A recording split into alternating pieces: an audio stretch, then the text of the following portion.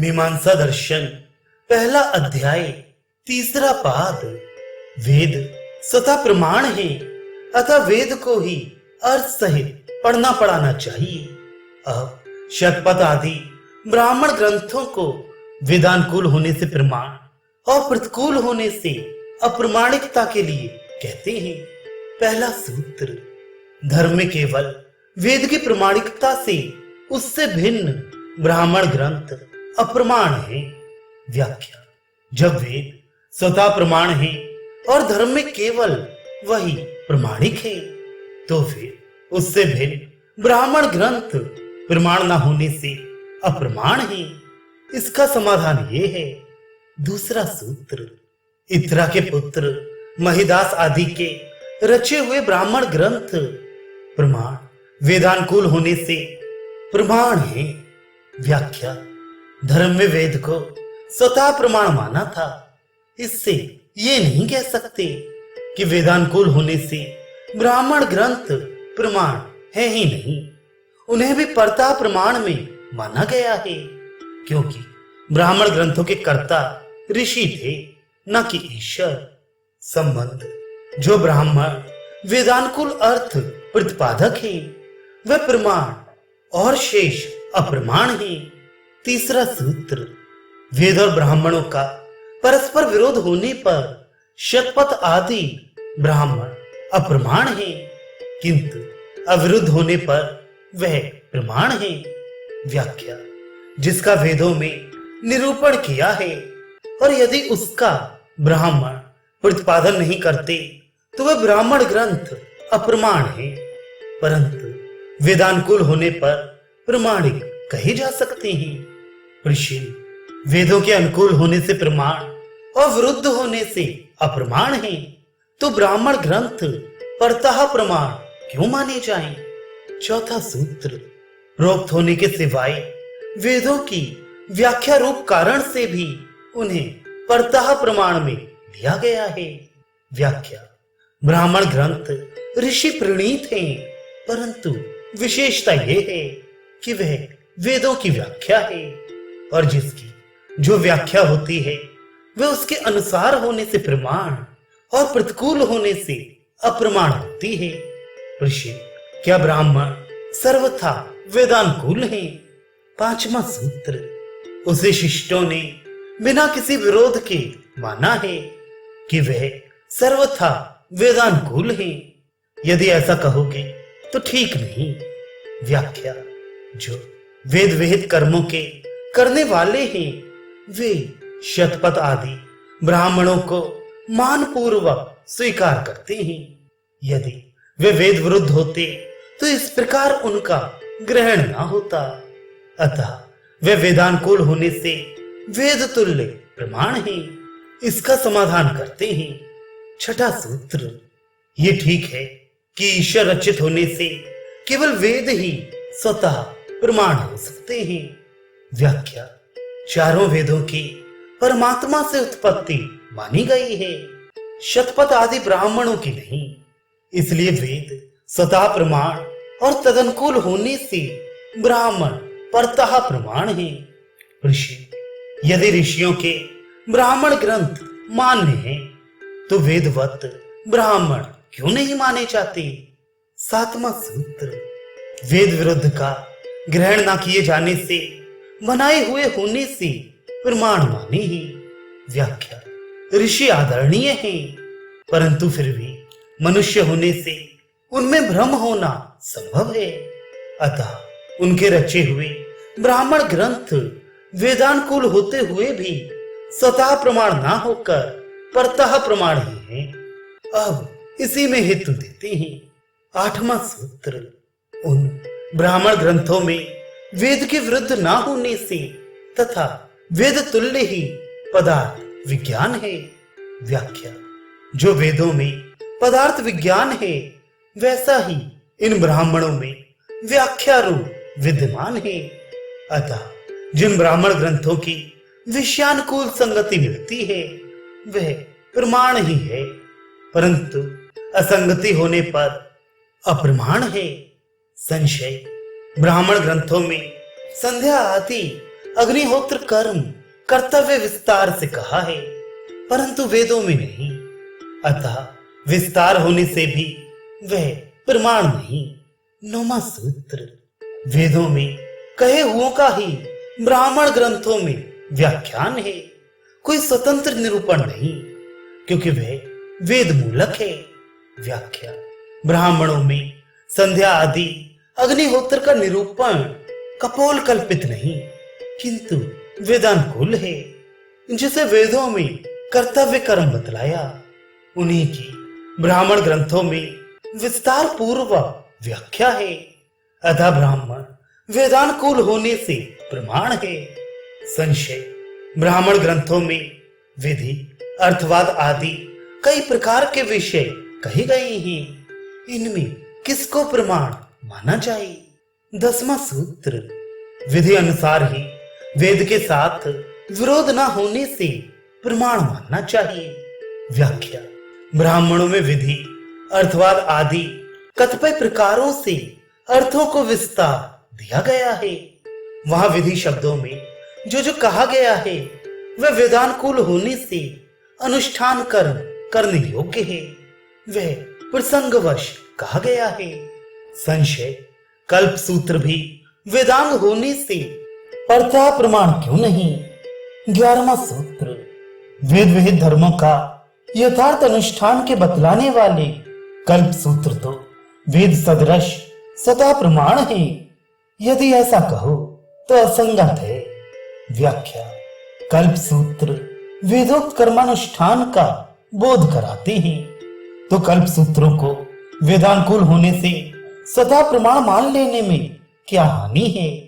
ये प्रश्न किया गया है। अब इसका समाधान करते हैं। 22वां सूत्र, कल्प सूत्र वेद तुल्य प्रमाण नहीं, क्योंकि उनमें अवैधिकत्व का भाव भी मिलता है। व्याख्या, वेदों के समान कल्प सूत्रों में सच्चे अर्थ नहीं मिलते, क्योंकि जो बात वेदों में नहीं उनका कल्प सूत्रों में वर्णन होने से काल्पनिक है। अब वह स्वतः प्रमाण नहीं, वे भी ब्राह्मणों के सदृश ही परतः प्रमाण रहेंगे। इसलिए यह युक्ति है। 13वां सूत्र, कल्प सूत्र स्वतः प्रमाण नहीं, क्योंकि उनमें कोई विधि वाक्य और उनका स्तुति वाक्य नहीं मिलता। व्याख्या, वेदों में कर्मानुष्ठान करने की आज्ञा मिलती है, कर्मों के फल के प्रशंसात्मक वाक्य हैं, जैसे कल्प सूत्रों में नहीं। उनमें तो केवल कर्म फलों के प्रकार का ही वर्णन है। अतः वेद सदृश स्वतः प्रमाण नहीं। पुनः एक और युक्ति ये भी है। 14वां सूत्र, संपूर्ण कल्प सूत्रों में अर्थ की योग्यता से अति समीपस्थ वेदार्थ के विरुद्ध अर्थ प्रयोग के मिलने से वे वेद सदृश स्वतः प्रमाण नहीं। व्याख्या, कल्प सूत्र ऋषियों के रचे हुए हैं, वे वेद के निकटतम होते हुए भी उनमें ऐसे अर्थ किए हैं जो स्वमत निरूपण मिलता है। अतः कल्प सूत्र परतः प्रमाण में आ सकते हैं, स्वतः प्रमाण में नहीं। अब शिष्टों के आचरण के अनुसार आचार व्यवहार को प्रमाणित करते हैं।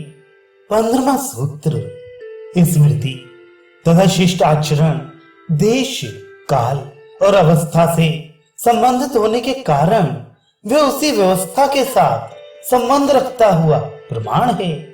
व्याख्या, स्मृति जिस देश, जिस काल और जिस अवस्था में शिष्ट पुरुषों द्वारा बनी, उसी में उसका अनुसरण करना चाहिए, न कि अन्य भी सर्वत्र करें। इसका समाधान ये है। 16वां सूत्र, मनुस्मृति और शिष्टाचार से मनुष्य मात्र का एक समान आचरणीय धर्म है, क्योंकि स्मार्थ अर्थ और शिष्टों का आचरण सर्वथा ठीक है। व्याख्या, मानव धर्म शास्त्र में जिसका विधान है और जो सनातन से शिष्ट पुरुषों के आचरण है, वे सर्वथा वेदानुकूल होने से मान्य है। अतः वे मनुष्य मात्र के लाभ के लिए है। किसी जाति, देश, काल यह अवस्था विशेष के लिए ही नहीं है। ऋषि जहां स्मृति अथवा शिष्टों के अनुसार आचरण करते हुए ना रह सके, वहां क्या कर्तव्य है? 17वां सूत्र, वैदिक ज्ञान से स्मार्त शिष्टाचार की स्थापना होती है। व्याख्या, जिस देश में वेदोक्त धर्म और तदनुकूल शिष्ट आचरण ना रहा हो, वहां पुनः शिष्टाचार स्थापित किया जाना चाहिए। ऋषि जहां वैदिक श्रृंखला ना रही हो, वहां क्या कर्तव्य है? 18वां सूत्र, वैदिक धर्म नित्य होने से सनातन है, उसका नाश नहीं हो सकता। सनातन के नाश का कोई प्रमाण हेतु नहीं मिलता। व्याख्या, वेद अनादि ज्ञान है, उसका नाश नहीं होता। मनुष्यों की रज तम बुद्धि भेद से अर्थ और आचरण के कारण उत्थान और पतन होता रहता है। अतः वेदानुकूल जीवन मनाने से वह सात्विक बुद्धि, पवित्र आचरण और अर्थ पुनः प्रचलित हो सकती हैं। ऋषि जिस देश के जो आचरणीय ग्रंथ हैं, वे वहां के लिए अनुकूल हैं, अन्य देशों में उनकी अनुकूलता कैसे होगी? 19वां सूत्र, नाम भी देश विशेष के संबंध से है। व्याख्या, वैदिक धर्म के प्रचारक ऋषि आदि काल में जिस देश में गए, वहां से ही सर्वत्र वह वेदोक्त धर्म फैला, उसी के अनुसार स्मृति ग्रंथ बने और तदनुकूल ही शिष्टों के आचरण बने। इसमें यह आशंका है। 20वां सूत्र, यदि भारत धर्म केवल देश योग से है तो ऐसा नहीं होना चाहिए। यदि ऐसा कहो तो ठीक नहीं। व्याख्या, किसी वस्तु से किसी वस्तु के नाम का तब तक ही संबंध रहता है जब तक वह बनी रहे, बाद को वह नहीं रहता। इसी प्रकार भारत धर्म अन्यत्र जाने से उसी देश के नाम से होना चाहिए। इस आपत्ति का निराकरण करते हैं। 21वां सूत्र, निश्चय भारत के साथ योग होने से है, जैसे मथुरा निवासी माथुर कहलाई। व्याख्या, भारत में जन्म लेने से आदि ऋषि भारतीय ऋषि कहलाई। ये किसी भी देश में आवागमन में रहे, भारतीयता शून्य नहीं रह सकती। इसमें आशंका करते हैं। 22वां सूत्र, ऋषियों के नाम के साथ देशबोधक शब्द का योग वेदोक्त कर्म का अंग है, प्रणव के समान। व्याख्या, जैसे ये विधि है कि प्राचीन प्रवण देश में वैश्यदेव नामक यज्ञ करें, जिस प्रकार यहाँ वैश्यदेव का प्राचीन प्रवण देश अंग बदलाया गया, उसी प्रकार वेदोक्त कर्मानुष्ठान कर्तव्य योग्य भारतवर्षीय है। अतः वे भारतीय धर्म होने से उन्हीं से कर्तव्य है, अन्य से नहीं। इसका समाधान ये है। 23वां सूत्र, देश विशेष को कर्म का अंग मान लेना काले गोरे कर्ता के अंग स्वीकार के सदृश है। व्याख्या, कर्म कर्ता के काले गोरे अंग पर ध्यान देना जिस प्रकार व्यर्थ है, क्योंकि उसका कर्मानुष्ठान से क्या संबंध, वह वैदिक होना चाहिए, चाहे वह काला हो चाहे गोरा, वहां रंग का प्रशीली नहीं। इसी प्रकार देश विशेष को कर्म का अंग मानना वृथा है। साधु पद प्रयोग सिद्धि में कहते हैं। 24वां सूत्र, शुद्ध पद की सिद्धि में व्याकरण की अप्रमाणिकता से शुद्ध तथा अशुद्ध शब्दों में शुद्ध शब्द प्रयोग की व्यवस्था नहीं हो सकती। व्याख्या, गौ शब्द शुद्ध और गावी गौड़ी आदि अशुद्ध हैं, ये व्याकरण ही बता सकती है। परंतु शुद्ध पद की निष्पत्ति में वेद मूलक व्याकरण न होने से अप्रमाण है। अतः शुद्ध तथा अशुद्ध शब्द का प्रयोग करना उसके नियम से ठीक नहीं। अब समाधान करते हैं। 25वां सूत्र, सर्वथा शुद्ध शब्द का प्रयोग हो, क्योंकि उसके प्रयोग करने से अपने ही पुरुषार्थ से साध्य पाप का भागी होना पड़ता है। व्याख्या। शब्द शास्त्र वेद मूलक है। महाभाष्यकार श्री पतंजलि ने लिखा है कि अशुद्ध कभी भी ना बोले, उसका बोलने वाला म्लेच्छ हो जाता है। और भी युक्ति देते हैं। 26वां सूत्र। एक शब्द के निमित्त समानार्थ अनेक शब्दों को मानना अन्याय है। व्याख्या। अर्थबोध शब्दाधीन है। यदि वह एक ही शब्द से होता हो तो उसके लिए समानार्थक अनेक शुद्ध अथवा अशुद्ध शब्द गढ़े जाएं। जैसे जिसके गले में कंबल लटकता हो वह गौरूप अर्थ का व्यंजन गौ शब्द पर्याप्त है। गौरी, गावी आदि अभ्रंश तो शुद्ध अशुद्ध शब्द का मानना असमीचीन है। प्रश्न। शुद्ध अशुद्ध शब्द का ज्ञान कैसे हो? 27वां सूत्र। शुद्ध तथा अशुद्ध अनेक शब्दों में शुद्ध शब्दार्थ ज्ञान व्याकरण के अभ्यास से होता है। व्याख्या। गो शब्द शुद्ध और गावी, गौड़ी आदि अशुद्ध अभ्रंश हैं। ये ज्ञान व्याकरण के अध्ययन से होता है। अतः शुद्ध अशुद्ध ज्ञान के लिए व्याकरण का पढ़ना आवश्यक है। प्रश्न। ये गौ शब्द के अशुद्ध शब्द कैसे बने और उनसे गौरूप अर्थ का ग्रहण कैसे होने लगा? 28वां सूत्र। गौ शब्द के गौड़ी, गावे आदि अपभ्रंश अशुद्ध शब्द व्याकरण अनुसार शुद्ध शब्द न जानने की शक्तिहीनता ही है और गौ शब्द के समान होने से उसे गौरूप अर्थ का बोध कर लिया। व्याख्या। पूर्व काल में किसी ने गौ शब्द उच्चारण करने के स्थान में व्याकरण ज्ञान की न्यूनता के कारण शुद्ध उच्चारण न कर सकने पर उसके स्थान में तत्सम शब्द रच लिए।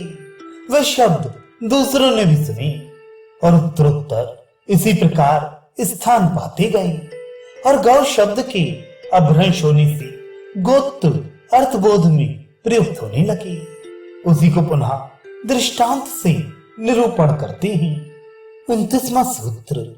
तथा अन्य विभक्ति के बोलने पर जैसे प्रतिपादक रूप एक देश की समानता से अर्थबोधक होते हैं, उसी भांति गौ रूप शुद्ध शब्द का प्रयोग एक देशीय होने से गौड़ी, गावे आदि अशुद्ध और अभ्रंश शब्दों द्वारा गौ रूप अर्थ का बोध होता है। गौ शब्द की शक्ति गौ धर्म आदि अर्थ में हो सकती है, न कि व्यक्ति में। अतः इसे सिद्ध करते हैं। 30वां सूत्र। गौ शब्द लोक और वेद में एक सा है। उसका व्यक्तित्व रूप से एक ही अर्थ भी है, क्योंकि वाक्य की प्रेरणा होने से। व्याख्या। धान कुटो, घोड़ा ले जा, गौ लाओ। इन प्रेरक वाक्यों में धान का कूटना, घोड़ा ले जाना और गौ लाना आदि मात्र का अर्थबोधक है, न कि जाति का। जाति लाई या ले जाई गई अथवा कोटी नहीं जा सकती। अतः गौ शब्द गौ व्यक्ति का बोधक है, न कि जाति का। जाति के शब्दार्थ न होने में हेतु देते हैं। 31वां सूत्र। यदि शब्द का अर्थ जाति मान लिया जाए तो वह द्रव्य आश्रित वालों का वाचक नहीं माना जाएगा। व्याख्या। जैसे कोई कहे कि 6 दो, 20 दो, तो इन वाक्यों में जो 6 अथवा 20 आदि का देना है वह जाति पक्ष में नहीं, क्योंकि व्यक्ति का ही है। क्योंकि जाति एक होने से 6 आदि संख्या का आधार नहीं हो सकती। और युक्ति देते हैं। 32वां सूत्र। ग्रहण क्रिया के साथ अन्य वस्तु का अन्वय देखे जाने से शब्द का अर्थ जाति नहीं। व्याख्या। जैसे कोई कहे कि यदि युद्ध में एक अश्व मर जाए तो तुरंत दूसरा ले ले। यहां अश्व का मरना और अन्य का ग्रहण जाति पक्ष में नहीं घट सकता, क्योंकि जाति में मरण और ग्रहण दोनों असंभव हैं। इसलिए व्यक्ति ही शब्द का अर्थ है, जाति नहीं। अब पूर्व पक्ष का समाधान करते हैं। 33वां सूत्र, शब्द का अर्थ जाति है, ना कि व्यक्ति, क्योंकि शिष्ट गुरुजनों के व्यवहार में आने से जाति रूप अर्थ में ही शब्द की शक्ति का ग्रहण है। व्याख्या, पूज्य पुरुषों को बोलता हुआ बालक जैसा सुनता है, उसी प्रकार वह शब्द की शक्ति को ग्रहण करता है। यह जाति में ही होता है। जैसे जिसने जिस वस्तु के नाम के शब्द शक्ति को ग्रहण किया, वह उसे वही कहेगा और उससे भिन्न व्यक्ति को देखकर संदेह होगा ही नहीं। पुनः संदेह किया जाता है। 34वां सूत्र, जाति पक्ष में जैसे ये कहा जाए कि धान कूटने की क्रिया नहीं होगी और अन्न के स्थान में अन्न ग्रहण का विधान तथा द्रव्य आश्रय काल नहीं होगा, यदि ऐसा कहो तो ठीक नहीं। व्याख्या, 33वें सूत्र में बताया जा चुका है कि यदि व्यक्ति में शक्ति ग्रह मानी जाए तो जिस व्यक्ति में उसको शक्ति ग्रह हुआ है, उसे अन्य में शक्ति ना होने से अवश्य में संदेह होता, क्योंकि शक्तियां अनंत हैं और एक व्यक्ति दूसरे से भिन्न है। अतः जाति ही शब्दार्थ है, व्यक्ति नहीं। इन शंकाओं का समाधान करते हैं। 35वां सूत्र, धान आदि पदों को लक्षण वृत्ति से कहे हुए अर्थ होने से प्रयोग के अर्थ का बाधक नहीं। व्याख्या, शब्द का अर्थ यह है कि जिसका अन्य किसी प्रकार से लाभ ना हो। व्यक्ति ऐसा पदार्थ नहीं कि जो अन्य किसी भांति ना मिल सके। जाति ग्रहण से वह स्वयं ग्रहण में आ जाएगा, क्योंकि वह जाति का आश्रय है और बिना आश्रय जाति का ग्रहण नहीं हो सकता। अतः उसमें शक्ति का मानना व्यर्थ है और अर्थापत्ति से लाभ करने में बड़े दोष हैं। अतः शब्द का मुख्यार्थ जाति और व्यक्ति बिना आक्षेप के मिलते हैं।